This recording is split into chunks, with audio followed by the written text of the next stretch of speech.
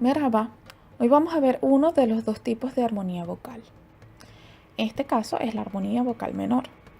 En turco las palabras se van construyendo agregando sufijos y cuando los añadimos para modificar las palabras, la última vocal determina la clase de vocal que adopta ese sufijo. Existen dos tipos de vocales.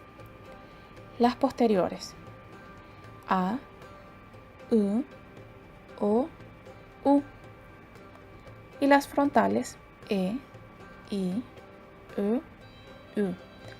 Cuando la palabra termina con alguna de estas vocales, el sufijo adopta la letra A.